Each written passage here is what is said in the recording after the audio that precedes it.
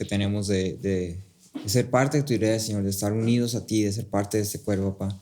Te pedimos en esta hora que esta porción que estamos por estudiar sea útil, papá, sea viva, sea palabra que transforme nuestras vidas, que obre en nuestros corazones, Señor. Que sea tu Espíritu iluminando nuestro entendimiento, que sea tu Espíritu obrando en nosotros a través de tu palabra, Señor. Que podamos estar atentos, que podamos escuchar, que podamos entender lo que tú tienes para decirnos, papá. Y que al salir de aquí podamos conocerte un poco más y asimismo glorificarte un poco más en todas nuestras vidas, Señor. Te pedimos que seas tú y no nosotros dependiendo de nosotros mismos, sino nosotros dependiendo de ti y de tu obra, papá, para que esta palabra pueda ser efectiva hacia nosotros, Señor. En el nombre de Cristo Jesús. Amén. Pueden sentarse.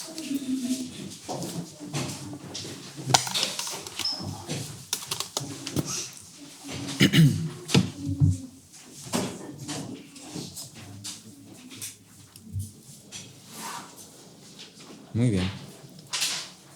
Estamos en Juan 16 y hoy acabamos el capítulo 16. Vamos terminando ya esta parte o esta sección del discurso de despedida con los discípulos. De hecho, el capítulo 16 concluye la parte de Jesús y sus discípulos y luego pasa al capítulo 17. El capítulo 17 es la oración de Jesús o la intercesión de Jesús. Es un capítulo bastante conocido en Juan y forma parte del discurso, pero sin ser un discurso. Es un poco extraño. Sí. Pero entonces con este capítulo termina todo lo que Jesús le dice a sus discípulos y después de esto pasa a la oración de Jesús. Ahora, hasta este punto en el discurso de Jesús, que hemos visto el capítulo 14 hasta este 16, hemos visto ya varias ideas. Particularmente hemos visto las ideas de los discípulos viviendo en el mundo, la misión de los discípulos en el mundo, la esperanza de los discípulos, el fundamento, la unión con Cristo, la unión en la Trinidad, lo que eso implica y estas otras cosas, ¿no? En el último capítulo veíamos esta cuestión sobre cómo el Espíritu sería enviado y cómo el Espíritu sería el otro consolador. Decíamos que consolador no es particularmente la mejor palabra para utilizar, porque el Espíritu hace muchas cosas, no solamente nos apapacha. Sí, el Espíritu nos confronta, el Espíritu nos enseña, el Espíritu nos guía, el Espíritu nos da seguridad. Sí, hace muchas cosas. Sí. Y entonces en este capítulo 16 hace como que aterriza el discurso de una forma particular. Y me gustaría presentarte esta idea que presenta el discurso, hablándote de la perspectiva. Sí, creo que ya habrás visto por el nombre que vamos a estar hablando de la perspectiva. Sí. Ahora, cuando hablamos de la perspectiva, cada uno de nosotros tiene perspectivas diferentes de cosas diferentes. La perspectiva la podemos entender como las opiniones que tenemos respecto a algo o los puntos de vista que tenemos respecto a algo. ¿Sí? Podemos tener perspectivas diferentes sobre cosas muy mundanas, muy irrelevantes, como si te gusta el chocolate o no, si te gusta lo dulce o lo salado, si prefieres lo picoso o lo que no pica, si prefieres salsa de la que pica y de la que no, etc. O podemos tener perspectivas de cosas a lo mejor un tanto más importantes o un tanto más serias. Por decir, algo que a mí siempre me ha interesado mucho, algo que en lo personal siempre me parece muy interesante platicar con las personas, es cuál es su perspectiva del arte, sí, como tal, de qué cosas consideras arte y qué cosas no consideras arte. Si tú vas por la calle y ves un graffiti, ¿es arte o no es arte? Sí. ¿Qué dirías? Arte. ¿Quién diría que no es arte? No es arte, ¿sí? Pero entonces tiene mucho que ver con cómo vemos las cosas, cómo entendemos las cosas y la definición de las cosas, ¿sí? Ese es un ejemplo, pero también podemos tener perspectivas muy diferentes de la música.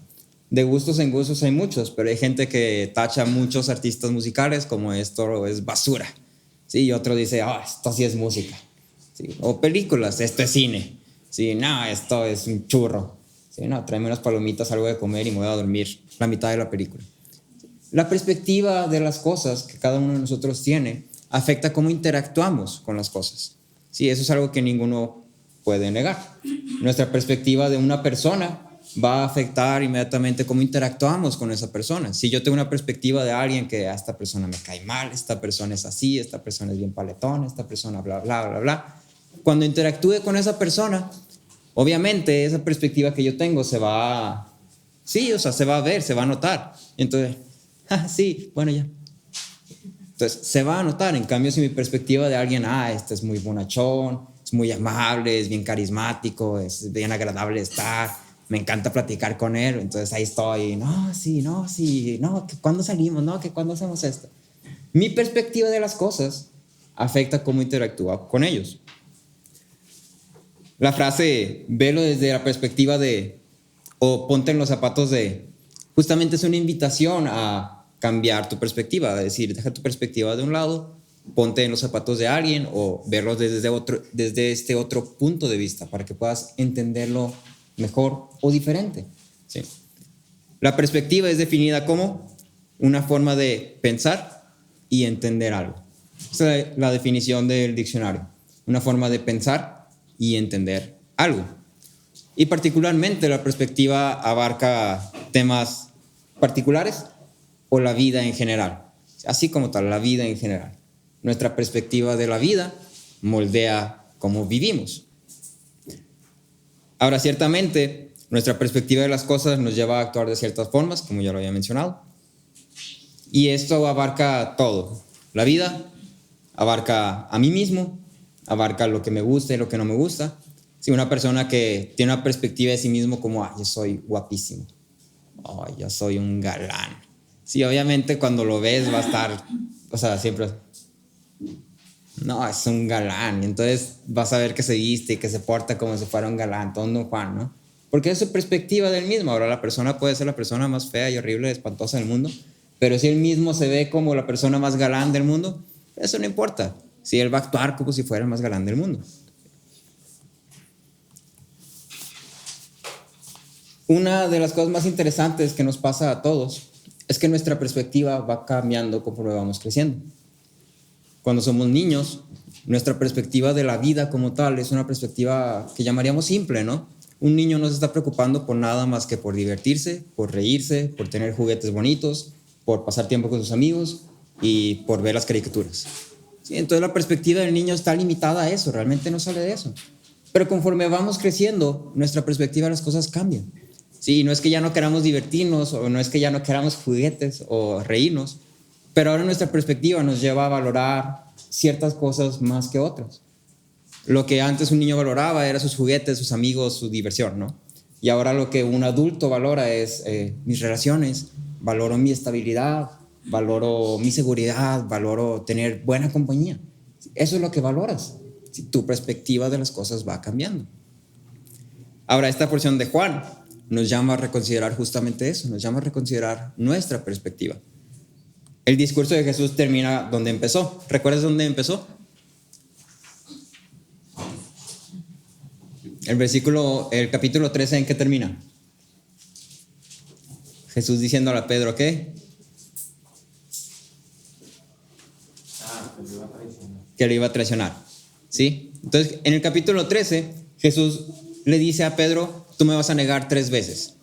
Y luego de ahí comienza el discurso de Jesús. Y el discurso de Jesús comienza diciendo, no se turbe vuestro corazón. En el capítulo 16, donde el discurso aterriza con los discípulos, termina diciendo, en el mundo tendréis aflicción, yo he vencido al mundo. ¿Sí? Confíen, yo he vencido al mundo. Y si te das cuenta es la misma idea. Si es una idea que está resonando desde el capítulo 14 hasta el capítulo 16, porque está haciendo como este sándwich. Todo esto que Jesús está diciendo, lo está diciendo para esperanza a los discípulos, lo está diciendo para fortalecer a los discípulos. ¿Sí? Entonces, este discurso ahora coloca una atalaya desde la cual somos invitados a ver las cosas desde esta perspectiva diferente. En este discurso, o en esta última sección, somos invitados a ver las cosas desde la perspectiva de la cruz. ¿Sí? A lo largo de todo Juan hemos visto que la cruz es un tema importante. A lo largo de todo Juan hemos estado viendo que Juan mismo apunta constantemente a este evento.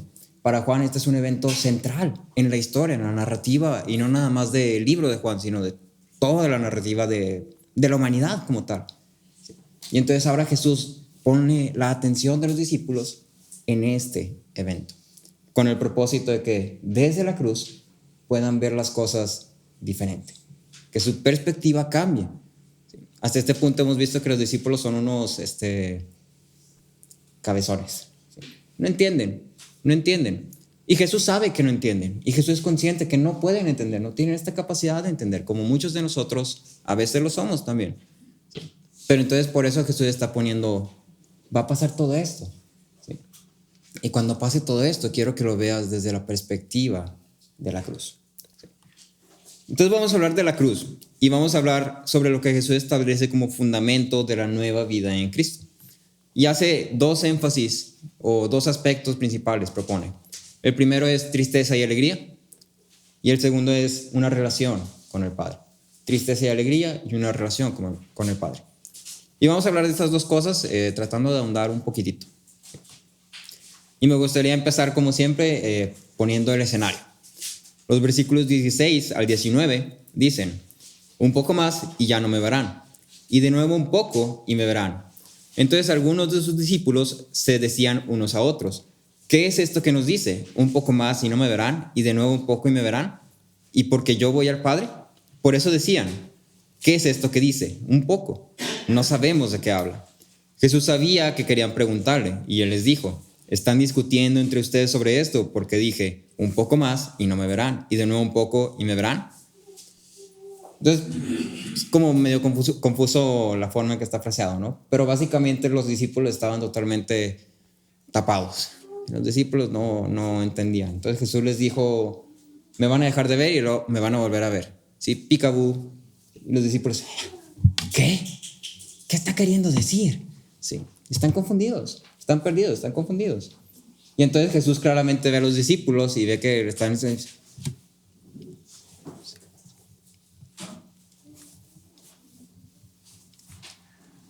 Entonces Jesús obviamente se da cuenta de esto y dice: están discutiendo entre ustedes porque no entendieron que les dije que un poco más y ya no me verán, y luego un poco y me verán.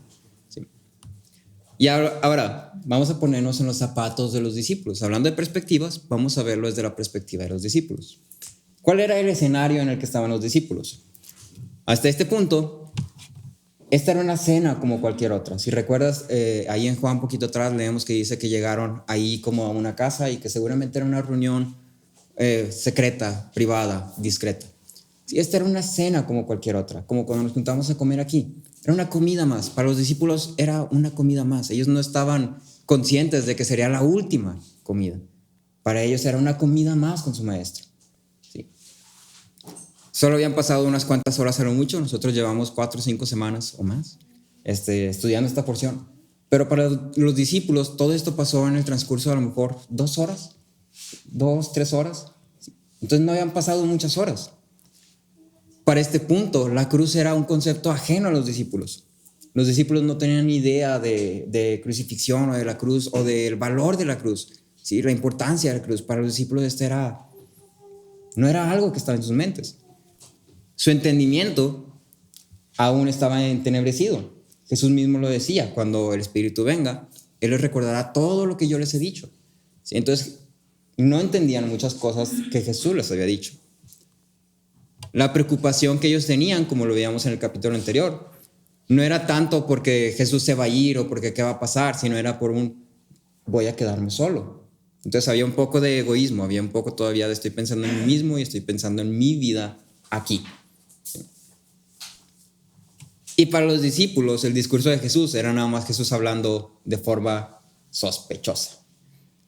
Está hablando medio raro Jesús ahorita. Ha de tener sueño, ha de tener hambre, ha de estar nervioso porque está diciendo muchas cosas muy raras. Entonces, esta era como la perspectiva de los discípulos. Realmente ellos no se esperaban. Tú y yo no podemos ponernos muy bien en los zapatos de los discípulos porque ya nos spoileamos. Sí, ya sabemos qué va a pasar más adelante. Sin embargo, ponte en esta situación. Está algo pasando, algo curioso, algo extraño, algo con lo que no eres familiar. Te empiezan a decir muchas cosas y no tienes idea de qué va a pasar. Si no tienes ni la menor idea. No sé si alguna vez has llegado a tu casa y está todo hecho un caos y todos están estresados y corriendo y todos parecen gallinas sin cabeza. Y tú no sabes por qué. Simplemente está pasando y tú llegas y ¿qué está pasando aquí? Yo me imagino que los discípulos sentían algo así. Así como que no tengo idea de qué está pasando. Ahora, Jesús era consciente de que los discípulos estaban en un estado que vamos a decir eran como niños. ¿Sí? Su perspectiva estaba limitada por su madurez. Pero aún así, Jesús sabía que era necesario y que era apropiado decir todo lo que estaba diciendo en este discurso para que cuando el evento ocurriera, los discípulos pudieran estar preparados. Sí. A pesar de esto, Jesús da estas palabras porque aunque en este momento no estén teniendo su efecto, van a tener un efecto en su tiempo apropiado. El discurso de Jesús hacia sus discípulos aterriza con este evento que pondría todas las cosas en marcha. Sí, ahora, ¿de qué evento estamos hablando? Sí, ¿cuál es el evento central en toda la narrativa de Juan y en toda la narrativa bíblica? La cruz. Jesús está preparando a sus discípulos para la cruz, ¿sí? Para el evento de la cruz. Jesús sabía que los discípulos iban a reaccionar a este evento con confusión y tristeza. Es algo natural y es algo de esperarse, era lo normal de reaccionar. Pero también era su intención darles a entender que no era una derrota, era parte del plan de redención de Dios, que esto también para los discípulos era algo ajeno. ¿Sí? Ellos iban a ver a su maestro de durante 3 años, al que ellos llamaban el Hijo de Dios, el Mesías, morir. Y ellos no entendían. Y entonces cuando ellos verían a Jesús morir, lo que iban a pensar es, perdimos. No sé cómo, no sé si me equivoqué yo, no sé si debíamos de tener a Judas, no sé si Jesús se equivocó, no sé si dejamos pistas, no sé si Dios falló. No tengo idea, no entiendo, pero perdimos. Y la clara señal de que perdimos es que ahí está, el Mesías muerto. Perdimos. Y entonces Jesús busca fortalecer a los discípulos porque Él es consciente de que no entendían. ¿Sí? Entonces hay 2 intenciones de Jesús en esto. La primera es que Jesús está buscando fortalecer a los discípulos. ¿Sí? Jesús quería que los discípulos supieran que desde su perspectiva esto pudiera parecer una derrota, como que perdieron. Pero desde la perspectiva de la cruz, este era un evento glorioso. ¿Sí? Porque este evento era lo que declaraba la victoria de Jesús sobre Satanás, como decía el pastor Aaron ahorita hablando del credo. ¿Sí? La cruz es lo que marca la victoria de Jesús sobre Satanás. Es lo que marca cómo Jesús empieza el plan, ahora sí, hace en efecto, pone en efecto todas estas promesas que Dios había hecho desde la eternidad. En la cruz todo esto llega a su culminación. Y entonces lo que para los discípulos desde su perspectiva limitada iba a ser agonía, sufrimiento, murió mi maestro, estoy desolado, estoy perdido. ¿Sí? Lo que Él está queriendo decir es, no lo veas desde tu perspectiva. Porque desde la perspectiva de la cruz, desde la perspectiva del plan de redención de Dios, esto es algo glorioso. Y entonces para dar a entender esta nueva perspectiva se afirman 2 cosas. Lo primero es que la tristeza se convertiría en gozo. Y lo segundo es que habría una nueva relación con el Padre. Entonces vamos a hablar de esta parte de la tristeza convertida en gozo. Los versículos 20 al 22 leen: en verdad les digo que llorarán y se lamentarán, pero el mundo se alegrará. Ustedes estarán tristes, pero su tristeza se convertirá en alegría. Jesús está hablando particularmente aquí de los 3 días durante los cuales Él va a estar muerto. ¿Sí? Entonces, los discípulos iban a llorar y lamentarse por la muerte de su maestro. El mundo iba a estar alegre. ¿Sí? Pero luego dice, ustedes van a estar tristes, pero su tristeza se convertirá en alegría. Y pone este ejemplo. Cuando la mujer está para dar a luz, tiene aflicción, porque ha llegado su hora. Pero cuando da a luz al niño, ya no se acuerda de la angustia por la alegría de que un niño haya nacido en el mundo. Por tanto, ahora ustedes también tienen aflicción, pero yo los veré otra vez y su corazón se alegrará y nadie les quitará su gozo.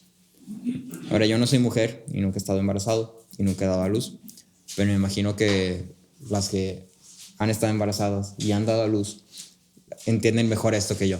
¿Sí? Pero creo que el punto es sencillo. Me imagino estar ahí y saber que pues vas a pasar por todo ese proceso y que es un proceso doloroso, y ya sea que por cesárea o parto natural, no importa, te va a doler. ¿Sí? Te va a doler. ¿Sí? No va a ser algo que digas, voy a dar a luz. Sí, qué emoción, que se repita. ¿Sí? Pero a la vez hay como estas 2 cosas como en conflicto, ¿no? Es así como que no, qué miedo, qué agonía, que no pase. Sí, pasa de mí esta copa, Dios. Pero también a la vez está voy a dar a luz a un hijo. ¿Sí? Va a haber un niño en el mundo y va a ser mi niño. ¿Sí? Entonces, como estas dos cosas. Y ya cuando pase el evento, ya cuando pase esto, ya cuando salga el niño, pues estás con el niño y realmente lo que pasaste es así como, pudiera hacerlo 5 veces más, pudiera hacerlo 7 veces más, de volada, tuvo papita. ¿Sí? La crisis que los discípulos estarían por enfrentar es la muerte misma de su maestro. Para ellos el concepto de resurrección y de la cruz no es algo familiar. ¿Sí? Para ellos veían a Cristo morir y para ellos Cristo simplemente murió. Ya, murió. No era algo que siquiera estaba en su vocabulario, no era algo que estaba en su mente. Desde su perspectiva, Jesús iba a ser asesinado injustamente. Y ahí terminaba la historia. Desde su perspectiva, ahí terminaba la historia. Durante los 3 días que Jesús estuviese muerto, los discípulos se verían cara a cara con tristeza profunda y confusión. Ahora, su perspectiva limitada, su falta de entendimiento, es lo que llevaría a los discípulos a esta confusión. Los discípulos estaban confundidos porque no podían ver más allá de lo que estaba pasando en el momento. ¿Sí? Y entonces, como no podían ver más allá, como no entendían, como no sabían qué más había, y ellos veían la muerte de Cristo y ellos entonces decían, algo pasó mal, algo salió mal. Y esto es lo que yo los llevaba a confusión. Su perspectiva limitada los llevaba a confusión. Aún estando con Jesús durante 3 años, esto era algo que sobrepasaba su capacidad. Sí, son como niños pequeños. Sí. Aún hay cosas que un niño pequeño, por más que le quieras explicar, por más que le digas, simplemente no lo va a entender. No tiene la capacidad de entender una perspectiva más amplia de lo que le permite su madurez. ¿Sí? Entonces, ante esto, Jesús afirma que su tristeza sería convertida en gozo. En el momento, la aflicción y confusión los iban a abrumar, pero cuando Jesús regresara y ellos comprendieran las palabras de Jesús y la gloria de la cruz, entonces lo que fue el origen de su profunda tristeza se iba a convertir en la fuente de su mayor gozo. La cruz, donde una vez vieron a su maestro estar ahí, estar muerto, donde una vez sintieron esta profunda agonía, esta aflicción, esta tristeza, este lamento, este llanto. Después de un tiempo, cuando Jesús volviera, cuando Jesús regresara a ellos, los viera otra vez, les dijera, mira, estoy vivo. ¿Sí? Tócame. ¿Sí? Aquí estoy, soy yo, soy Jesús. La cruz se iba a convertir para ellos en la fuente de mayor gozo, de mayor regocijo, de mayor alegría. Porque en la cruz todas las promesas de Dios son cumplidas. Porque en la cruz todo lo que Jesús ha prometido en este discurso es otorgado. Porque en la cruz el nuevo pacto es inaugurado. Y entonces en la cruz su tristeza se convertiría en gozo. La muerte de Cristo no fue su derrota, fue parte de su victoria contra la muerte. La cruz no es una fuente de vergüenza y de pesar, es una fuente de esperanza. La cruz no produce tristeza, produce gozo. Y ahora, aunque este evento particular es único en su clase en el sentido de que solamente pasó en esa ocasión y solamente pasó esa vez, sí deja un modelo del cual podemos aprender algo. Si te das cuenta ahí, los discípulos están confundidos por ¿qué cosa? En este momento así, en esto que estamos leyendo, ¿por qué están confundidos? Porque dice, se va a ir y luego va a venir. O sea, ¿cómo? Va y viene, va por las cosas, va por las tortillas. Va por las tortillas y va y viene. ¿Sí? Están confundidos. Y Jesús nunca responde en realidad a su partida, nunca responde a, no, es que me vaya literalmente, o bueno, sí me voy a ir literalmente y así. No, es que no te lo puedo explicar, no me vas a entender. Jesús no responde a eso. Jesús responde a algo más importante, Jesús responde a su necesidad. ¿Sí? Responde a la necesidad de los discípulos, no a las dudas del momento. Y muchas veces tú y yo podemos ser como estos discípulos, donde están pasando cosas que no entendemos, que nos tienen confundidos, que nos tienen abrumados, que sobrepasan nuestra capacidad. Y preguntamos, Y Dios no responde a nuestras dudas. Pero a veces se trata de una falta de perspectiva. Porque a veces Jesús no va a responder tus dudas. A veces Dios no va a responder tus dudas. Pero sí va a responder tu necesidad. Y eso es más importante. Eso es más valioso. Dios responde a nuestra necesidad, no a nuestras dudas. ¿Sí? Lo siguiente que podemos ver aquí es que el sufrimiento es parte de nuestro andar, así como tal. Ya lo hemos visto en capítulos anteriores, donde Jesús dice a los mismos discípulos que iban a padecer en este mundo, van a padecer. Y Jesús culmina este discurso diciendo: en el mundo tendréis aflicción, pero confíen, yo he vencido al mundo. ¿Sí? Entonces, no es algo nuevo, y es algo que Jesús está queriendo que sus discípulos estén preparados para. Lo siguiente es que nuestra perspectiva puede estar limitada también. No siempre podemos entender qué está haciendo Dios o por qué lo está haciendo. Yo creo que todos podemos atestiguar a esto. Todos hemos pasado por experiencias que son duras, que son difíciles, que parecen no tener sentido, ¿sí? Que parecen ser hasta cierto punto injustas. ¿Sí? Experiencias que, ¿de dónde salió esto? ¿Por qué pasó esto? ¿Sí? Las cosas estaban yendo bien. Estoy seguro que en esto estaba glorificando a Dios. Y sin embargo, repentinamente fue arrebatado de mí. Repentinamente fue interrumpido, fue obstruido. Y lo que estaba yo haciendo, de repente, ya, ahí quedó. ¿Sí? Nuestra perspectiva puede estar limitada.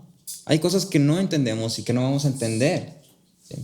Y creo que un caso clarísimo de esto en la Biblia es Job.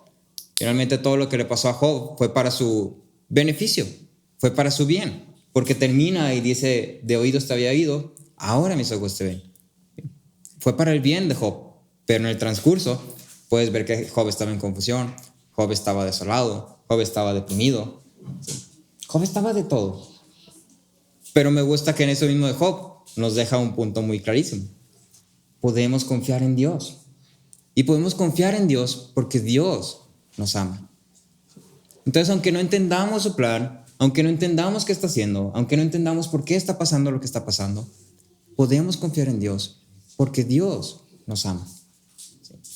Y entonces, así como Job dice: Jehová dio, Jehová quitó, él puede confiar en Dios porque Dios lo ama.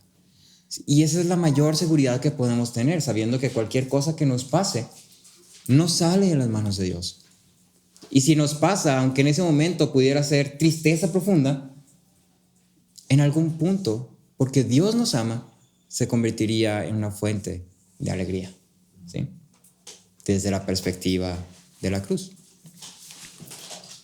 En Romanos 5, versículos 3 al 5, leemos que dice: no solo esto, sino que también nos gloriamos en las tribulaciones, sabiendo que la tribulación produce paciencia, y la paciencia carácter probado, y el carácter probado esperanza.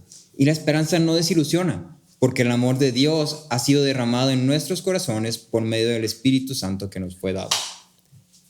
Carson decía: incluso los creyentes maduros y bien entrenados a veces se encuentran en el agua sobre sus cabezas. Dios no ha terminado con nosotros después de que hemos sido cristianos 6 meses o 3 años o 50 años. Y James Scofield decía: el gozo fluye de la manera particular en que uno comprende la vida, es decir, su perspectiva. El gozo es producto de orar y entrar en su presencia, buscando su propósito e inclinándose hacia su perspectiva. Mi perspectiva de la vida, mi perspectiva de las cosas, mi perspectiva del mundo está limitada, porque soy hombre. Y entonces por eso que debo de venir a la palabra para ver la perspectiva de Dios sobre las cosas. No quiere decir que la voy a entender todo, pero por eso es inclinándome hacia su perspectiva, ¿sí? Dejando la mía de un lado y poniéndome un poquito en esta perspectiva, la perspectiva desde la cruz. Y me gusta el Salmo 16, versículos 8 al 10, que dice: al Señor he puesto continuamente delante de mí, porque está a mi diestra, permaneceré firme. Por tanto, mi corazón se alegra y mi alma se regocija, también mi carne morará segura. Porque tú no abandonarás mi alma en el Seol, ni permitirás que tus santos sufran corrección. ¿Sí? Y el salmista lo pone de una forma que para mí es clarísima, ¿sí? Mi corazón se alegra porque Dios está conmigo. Y porque Dios está conmigo, yo sé que no estoy abandonado. Sí, yo sé que la muerte no me domina. Yo sé que mi carne morará segura. Y eso es algo interesante, el ver que dice mi carne morará segura. Porque está hablando literalmente de aquí. Sí, lo pone así como una pequeña frasecita, porque no es lo más importante, no es lo más relevante, pero también es una fuente de seguridad, es una fuente de esperanza. En la cruz somos rescatados de la muerte. La cruz es lo que asegura nuestro gozo. Nuestro sufrimiento y aflicciones, desde la perspectiva de la cruz, es convertido en gozo, reconociendo que todo está bajo el control de Dios. Y como leemos en Romanos, que para los que aman a Dios, todas las cosas cooperan para bien. ¿Sí? Desde la perspectiva de la cruz, todo lo que nos pasa coopera para nuestro bien. Todo lo que nos pasa, lo que podamos ver como bueno o malo, todo lo que nos pasa coopera para nuestro bien, desde la perspectiva de la cruz. Lo segundo de lo que Jesús habla es de una relación personal con el Padre. En el versículo 23 al 28 leemos que dice: en aquel día no me preguntarán nada. En verdad les digo que si piden algo al Padre en mi nombre, Él se lo dará. Hasta ahora nada han pedido en mi nombre. Pidan y recibirán, para que su gozo sea completo. Estas cosas les he hablado en lenguaje figurado. Viene el tiempo cuando no les hablaré más en lenguaje figurado, sino que les hablaré del Padre claramente. En ese día pedirán en mi nombre. Y no les digo que yo rogaré al Padre por ustedes, pues el Padre mismo los ama, porque ustedes me han amado y han creído que yo salí del Padre. Salí del Padre y he venido al mundo. De nuevo, dejo el mundo y voy al Padre. Jesús está diciendo: yo no soy de aquí, solamente vine aquí porque tengo un trabajo que hacer, tengo una misión que cumplir. Pero entonces, una vez que cumple esa misión, voy de regreso y voy a esperarlos. El gozo del que Jesús habla no está solo. En realidad, en ningún momento de las veces que Jesús menciona el gozo de una forma independiente. En este caso, el gozo del cual Jesús habla está unido a la oración. Jesús conecta el gozo con la oración. Y tal vez podemos tú y yo considerar la oración meramente como este acto de junto mis manos y levanto una corta oración al cielo. Digo: Padre, Dios, fortaléceme, ayúdame a hacer las cosas bien y dame mucha paciencia con la gente. Amén. Sí, y ya, esa es mi oración. Ya oré. Sí, y hago eso unas 5 o 10 veces al día y wow, mi vida de oración está poderosa, todo lo que da. Sí. Oh, de las personas que oran aquí, yo les gano a todos. Sí, no me pongan a orar porque me tardo un minutote. Entonces, si me ponen a orar, agárrense. Sí. Podemos ver la oración como este acto irrelevante. ¿Sí? Podemos ver la oración como esta formalidad. ¿Sí? Pero Jesús presenta la oración como algo muchísimo más profundo que meramente levantar una declaración al cielo en voz alta. ¿Sí? El valor que Jesús pone en la oración directamente vincula el gozo con la misma oración. En sus palabras, Jesús afirma que en aquel día, si piden algo a mi Padre en mi nombre, Él se los dará.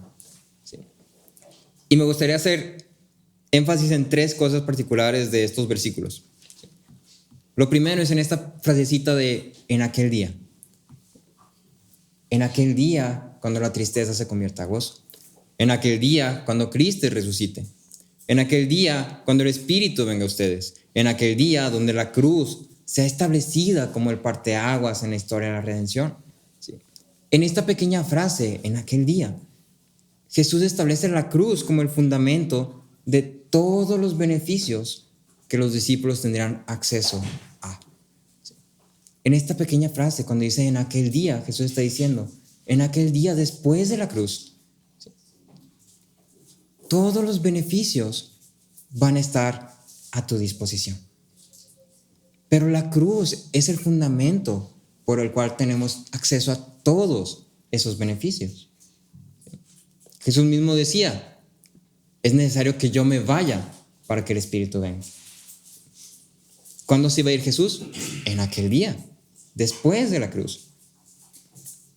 Y entonces Jesús en esta frase establece la cruz como el fundamento de todos los beneficios que tú y yo ahora tenemos acceso a.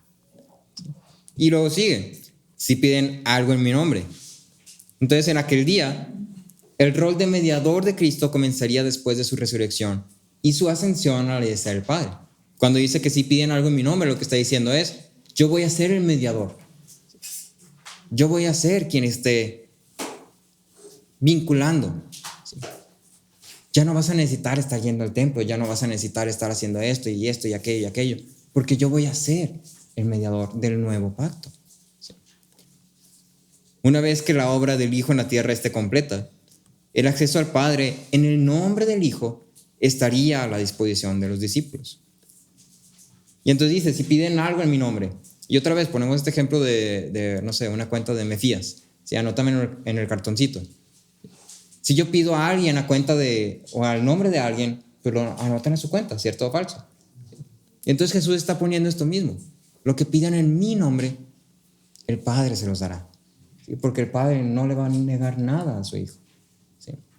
Y ahora, no me voy a meter mucho en esto porque es algo que ya habíamos hablado en sesiones pasadas. Pero recuerda que la oración no es un medio por el cual vamos a obtener todo lo que queremos conforme a queremos y todos nuestros deseos y todos los bienes y una casota y un chorro de dinero y el novio o la novia que quiero y no se trata de eso la oración. La oración tiene como propósito glorificar a Dios. Y entonces todo lo que yo pida en el nombre del Hijo va a ser para glorificar a Dios. ¿Sí? Y lo que el Padre dé al Hijo es para glorificar a Dios. Y entonces cualquier cosa que yo pide que no glorifique a Dios, no la estoy pidiendo en el nombre del Hijo, la estoy pidiendo en mi nombre. ¿Sí? Y Jesús dice, todo lo que pidan en mi nombre, el Padre se los dará. ¿Sí? Entonces, por la cruz, podemos pedir a Dios en el nombre del Hijo, como si Jesús mismo, como si el Hijo mismo de Dios estuviera pidiendo a su Padre. ¿Sí? La oración es el medio por el cual los creyentes pueden relacionarse con el Padre. Para Jesús la oración no es meramente esta tarjeta de crédito donde tú puedes pedir todas las cosas. Es el medio por el cual tú y yo podemos relacionarnos a el Padre. Este medio tiene a Jesús como mediador. Y Jesús es puesto como mediador en la cruz. En la cruz Jesús es puesto como el mediador de esta relación. Y luego todavía más. Esta relación no queda meramente como un yo le digo a Jesús, Jesús te dice a ti. Dios le dice a Jesús, Jesús me dice a mí. Yo le digo a Jesús, Jesús te dice a ti. Y va y viene, y va y viene. No. Jesús continúa y dice, pues el Padre mismo los ama. ¿Sí? Dice, pidan. Y no les digo que yo rogaré, ¿sí? Sino que el Padre mismo los ama. Al pedir, Jesús mismo afirma que Él no pide por nosotros, sino que nosotros pedimos directamente al Padre. Y el Padre nos responde porque el Padre mismo nos ama. En la cruz, una nueva relación con el Padre es establecida por medio de Cristo y de su obra. Por medio de la cruz, los creyentes son reconciliados con el Padre. Y esta nueva relación, donde el Padre ama a los discípulos como hijos, es establecida. Por la cruz es que ahora tú y yo podemos llamar a Dios Padre. No solo Dios el Padre de Cristo, sino Dios nuestro Padre. Por la cruz. La justificación, es decir, esta obra que Jesús hace, donde nos reconcilia con Dios y nos pone en este estado de ahora eres hijo, la justificación por medio de la cruz hace posible y hace efectiva una relación personal con Dios. Carson decía, la muerte, resurrección y exaltación del Hijo, que podemos resumir como la cruz, la muerte, resurrección y exaltación del Hijo, pone en efecto el plan divino y establece el fundamento, el perdón de pecados y la justificación, sobre el cual se establece la relación con Dios. Nuestra relación con Dios como nuestro Padre y como sus hijos, ¿sí?, como nuestro Dios y como su pueblo, es establecida con la cruz como fundamento. En Hebreos 7:25 leemos que dice: por lo cual Él también es poderoso para salvar para siempre a los que por medio de Él se acercan a Dios, puesto que vive perpetuamente para interceder por ellos. Y creo que se conecta muy bien con lo que el pastor Aaron ya nos decía ahorita en el credo, ¿no? La obra de Dios, de Cristo, no ha terminado. Si Él continúa obrando a nuestro favor, intercediendo por nosotros. Y en Romanos 8:34 leemos que dice: ¿quién es el que condena? Cristo Jesús es el que murió. Sí, más aún, el que resucitó, el que además está a la diestra de Dios, el que también intercede por nosotros. ¿Sí? Nuestra relación con Dios está fundamentada en la cruz. Desde la perspectiva de la cruz, ahora no somos pecadores, ahora somos hijos amados. Versículos 29 al 31. Regresamos con los discípulos. Dice: sus discípulos le dijeron: ahora hablas claramente y no usas lenguaje figurado. Ahora entendemos que tú sabes todas las cosas y no necesitas que nadie te pregunte. Por esto creemos que tú viniste de Dios. Y Jesús le responde: ¿ahora creen? Los discípulos como que siempre son esta fuerza que arruina el momento. ¿Sí? Entonces está Jesús hablando y está diciendo que esto y que la tristeza y el gozo y aflicción y esperanza y la relación con el Padre, y los discípulos: no, ya te entendí. No, sí, no, es que me distraje, me disocié poquito, pero ya regresé y ya te entendí, ya sé qué estás diciendo. Es que mira, aquí yo te voy a explicar para que entiendas que sí entendí. Entonces los discípulos así como que: mejor no digas nada, mejor quédate así, escucha nada más. La falta de entendimiento de los discípulos atestigua por una última vez el parteaguas que es la cruz. Entonces, date cuenta de esto. Los discípulos desdijeron a Jesús mismo, porque Jesús les dice: están confundidos. Y no responde a su duda, sino que responde a su necesidad. Y les dice: van a estar afligidos, ¿sí? Van a estar en confusión, van a experimentar gran tristeza. Y luego los discípulos a esto responden: no, ya, eso que dijiste, ¿qué? Ya entendí. Entonces están desdiciendo a Jesús.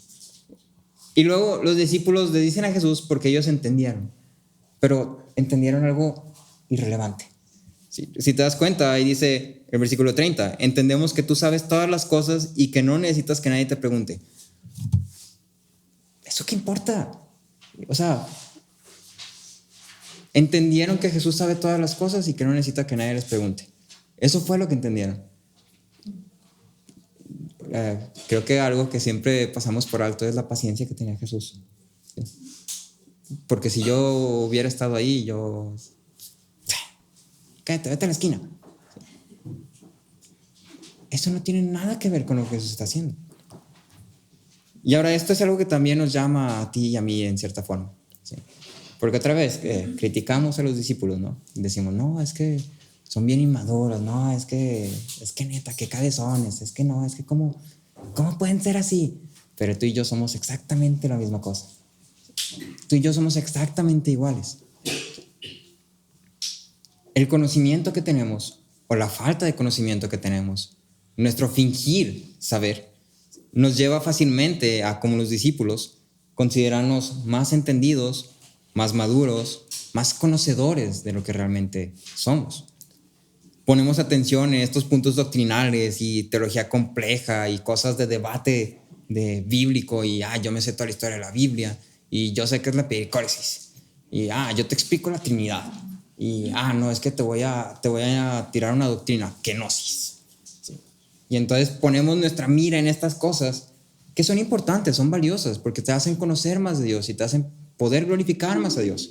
Eso es verdadero. Pero no son las cosas más importantes. Ponemos nuestra mirada en estas cosas y la cruz la dejamos olvidada. Entonces, como los discípulos, tú y yo, a veces hacemos esto. nos enfocamos demasiado en cosas secundarias, cosas de segundo grado, cuando Jesús lo que nos está queriendo hablar es la cruz, cuando la palabra lo que nos está queriendo presentar es el evangelio. No te está pidiendo, no te está exigiendo que te metas a leer en griego para ver si ese es un artículo o es un verbo o si está pegado con esta palabra, con esta otra. Puede ser bueno, puede ser importante, pero lo principal es que tú y yo conozcamos el evangelio. Que tú y yo podamos ver las cosas desde la perspectiva de la cruz. Y ahora ya para terminar vamos a hablar justamente de la perspectiva de la cruz. Todo Juan y toda la Biblia hace un gran énfasis en este evento singular, en la muerte, en la resurrección y en la ascensión de Cristo. Y este evento es resumido en la cruz. En Juan hemos encontrado este énfasis en la hora, el tiempo, el día. Y claramente la cruz no es un giro en la narrativa, no es un plot twist. Así como que, ay, se murió Jesús. Pero entonces resucitó. Sí, plot twist, sí. No, es una parte del plan de redención de Dios que había sido ya escrito desde la eternidad. ¿Sí? La cruz es el evento principal en el cual la redención está fundamentada. Eso es la cruz. La cruz es el evento principal donde se fundamenta la redención. Sin la cruz no hay redención. Por la cruz es que tenemos redención. Los estudiosos, los académicos y los teólogos han considerado o han como resumido la cruz en dos dimensiones. Una dimensión vertical y una dimensión horizontal. Y lo que quiere decir es que primero es como un indicativo, es decir, por esto, por aquello, por esto que yo he hecho, por esto que Dios ha hecho, ahora tú tienes que hacer esto, ahora tú eres llamado a hacer o hacer esto. ¿Sí? Entonces hay una dimensión vertical que, por así decirlo, resulta en una horizontal. Nick Batzig lo resumió en esto. Las dimensiones verticales son fundamentales, es decir, son el fundamento. Las horizontales son consecuentes. Lo que Dios hace nos lleva a nosotros a vivir o actuar de cierta forma. ¿Sí? Y entonces te quiero dar nada más 3 ejemplos de esto para que estemos como en la misma línea de pensamiento. Lo primero que podemos ver como una dimensión vertical que después se extiende a una dimensión horizontal es el mismo amor. En 1 Juan 4, versículos 7 al 10, leemos que dice: Amados, amémonos unos a otros, porque el amor es de Dios y todo el que ama es nacido de Dios y conoce a Dios. El que no ama no conoce a Dios, porque Dios es amor. Esa es la dimensión horizontal. Eso es lo que nosotros somos llamados a hacer. ¿Sí? Somos llamados a amarnos unos a otros. ¿Sí?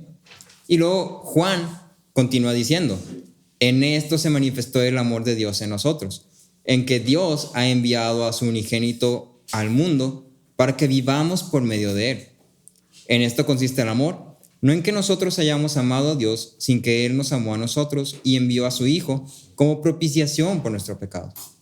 Y entonces lo que Juan está haciendo es que está llamándote a ser o hacer esto porque Dios ha hecho esto. ¿Sí? La dimensión horizontal es consecuente de la vertical. Lo que tú y yo somos llamados a hacer o hacer es porque Dios ha hecho algo antes. Otro ejemplo de esto es la obediencia y pecado. En Romanos 6, versículos 9 al 10, vemos que dice: sabiendo que Cristo, habiendo resucitado de entre los muertos, no volverá a morir. La muerte ya no tiene dominio sobre él. Dimensión vertical. Cristo resucitó de entre los muertos. Si es algo que Dios hace. Y luego versículo 10. Porque en cuanto a que él murió, murió al pecado de una vez y para siempre. Pero en cuanto a él vive, vive para Dios. Y luego el versículo 11 te pone la dimensión horizontal. Así también ustedes. Considérense muertos para el pecado, pero vivos para Dios en Cristo Jesús. Lo que Dios hizo en la cruz nos llama a ti y a mí ahora a hacer o hacer. Esta dimensión vertical que es cumplida en la cruz se extiende de una forma horizontal. Y por último, que es con lo que cierra el discurso de Jesús, es el mundo mismo. En Juan 16, versículos 32 a 33, leemos que dice: miren, la hora viene y ya ha llegado, en que serán esparcidos cada uno por su lado, y me dejarán solo, y sin embargo, no estoy solo porque el Padre está conmigo. Estas cosas les he hablado para que en mí tengan paz. En el mundo tienen tribulación, pero confíen, yo he vencido al mundo. Y podemos resumirlo en esa última frase, ¿sí? En el mundo tienen tribulación, pero confíen. Esa es la horizontal, eso es lo que somos llamados a hacer o hacer, ¿sí? A confiar. ¿Por qué? Porque Cristo ha vencido al mundo. ¿Dónde venció Cristo al mundo? En la cruz. ¿Sí? Y entonces lo que esto nos llama es a ver las cosas desde la perspectiva de la cruz. ¿Sí? Porque desde la perspectiva de la cruz, Jesús ha conquistado al mundo, ha derrotado al mundo, ha derrotado la muerte. Desde la perspectiva de la cruz, Dios ha derramado su amor para con nosotros. Desde la perspectiva de la cruz, todas las promesas han sido cumplidas. Desde la perspectiva de la cruz, ahora somos llamados hijos. Desde la perspectiva de la cruz, ahora podemos confiar, ahora tenemos esperanza. Desde la perspectiva de la cruz, no somos de este mundo. Solamente estamos en este mundo. Pero todo empieza desde la perspectiva de la cruz. Nuestra vida debe ser vivida desde la perspectiva de la cruz. El sufrimiento en la cruz se convierte en gozo. La maldad que nos rodea desde la perspectiva de la cruz nos hace ver la esperanza. La confusión desde la cruz nos lleva a confiar en Dios. Nuestras limitaciones desde la perspectiva de la cruz nos lleva a depender de Cristo y de su obra. La cruz es el parteaguas del cual toda nuestra vida depende y es transformado. Nuestra perspectiva del mundo, de la vida y de nosotros mismos, vista desde la cruz, pone nuestra mira en Dios y en sus promesas. Entonces la invitación es esta: deja tu perspectiva a un lado y empieza a ver las cosas desde la perspectiva de la cruz. Empieza a ver las cosas desde este fundamento que Dios ha enviado a su Hijo a morir por ti y por mí, para que pudiéramos ser salvos, para que fuéramos justificados, para que fuéramos redimidos, para que pudiéramos ser parte de su familia, para que pudiéramos ser llamados hijos y llamarlo a Él Padre. Pero todo esto está fundamentado en la cruz de Cristo. Oramos. Padre, te damos las gracias, Señor, porque eres muy bueno, papá, porque eres grande en misericordia, Señor, porque eres muy bondadoso, papá, porque teniendo todas las cosas en tus manos, papá, porque no necesitándonos, no teniendo que hacer todo esto por nosotros, tú te dispusiste a amarnos, papá, porque tú has decidido amarnos desde la eternidad, Señor, y has manifestado tu amor hacia con nosotros al enviar a tu Hijo, papá. Y en tu palabra dices, papá, que tú que ni siquiera nos negaste a tu Hijo, ¿cómo no nos darás todas las otras cosas, Señor? Te agradecemos porque has manifestado tu gracia, papá, manifiestas tu bondad y tu amor hacia nosotros todos los días, Señor. Porque nos has dado la oportunidad de conocerte, porque nos has dado la oportunidad de escuchar tu palabra, de escuchar tu evangelio, papá. Porque nos has atraído a ti, porque hoy estamos aquí escuchándote, papá. Te pedimos en esta hora que seas tú obrando en nuestras vidas, obrando en nuestros corazones, Señor. Que seas tú cambiando nuestra perspectiva para dejar nuestro punto de vista a un lado, Señor. Para dejarnos a nosotros mismos a un lado y empezar a ver las cosas desde tu perspectiva, papá.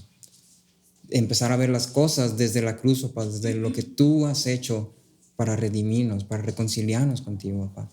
Porque tú nos has amado tan hermosamente, tan grandemente, papá. Y no podemos responder a ese amor, papá. Pero por ello te alabamos, te adoramos y queremos obedecerte y glorificarte, papá. Te lo pedimos en el nombre de Cristo Jesús. Amén.